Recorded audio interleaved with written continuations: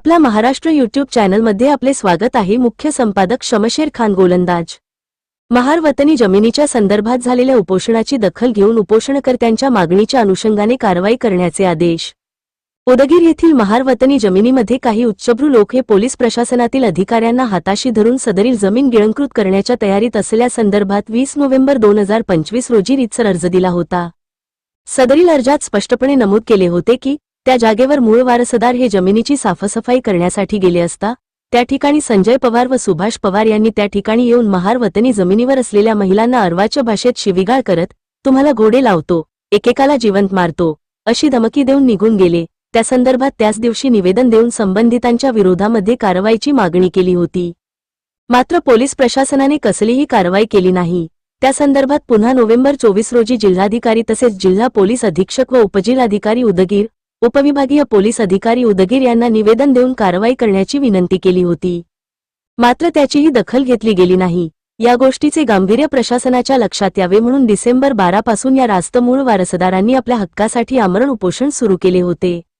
सदरील उपोषणकर्त्याच्या मागण्यांमध्ये प्राधान्याने survey number 244 मधील श्रीधर राठोड आणि संजय पवार यांच्या नावे नगरपरिषद उदगीर येथील बनावट नमुना नंबर 8 घर नंबर 221905 रद्द करण्यात यावा।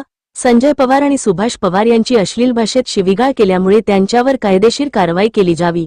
सदरील प्रकरणात ग्रामीण पोलीस स्टेशनच्या अधिकारी म्हणून असल्याचे दिसून येत असल्यामुळे त्यांचीही चौकशी करून त्यांच्यावरही योग्य कारवाई करावी।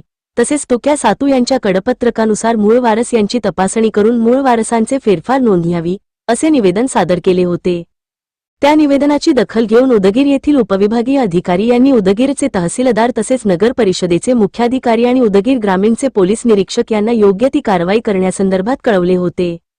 मात्र दुर्दैवाने उपविभागीय अधिकारी यांच्या दिनांक 1 डिसेंबर 2025 तसेच 10 डिसेंबर 2025 व 11 डिसेंबर 2025 या तिन्ही पत्राला वाटाण्याच्या अक्षता लावून कचराकुंडी दाखवल्याचे स्पष्ट होत आहे। या अनुषंगाने एक पत्र डिसेंबर 24 रोजी उपविभागीय अधिकारी यांनी काढले असून संबंधितांनी या प्रकरणाची चौकशी करून नियमानुसार आवश्यक कारवाई करण्यासंदर्भात कळवले होते। परंतु सदर प्रकरणांमध्ये अद्याप काहीही कार्यवाही झालेली दिसून येत नाही। तरी आपणास पुन्हा कळविण्यात येते की सदर प्रकरणांमध्ये संबंधित शासन निर्णय, शासन आदेश, नियम, पोटनियम इत्यादी विचारात घेऊन तात्काळ नियमानुसार आवश्यक ती कारवाई करून केलेल्या कारवाईची प्रत त्या कार्यालयात सादर करण्यात यावी। विलंब करू नये अशा पद्धतीचा आदेश उपविभागीय अधिकारी सुशांत शिंदे यांनी जारी केला आहे।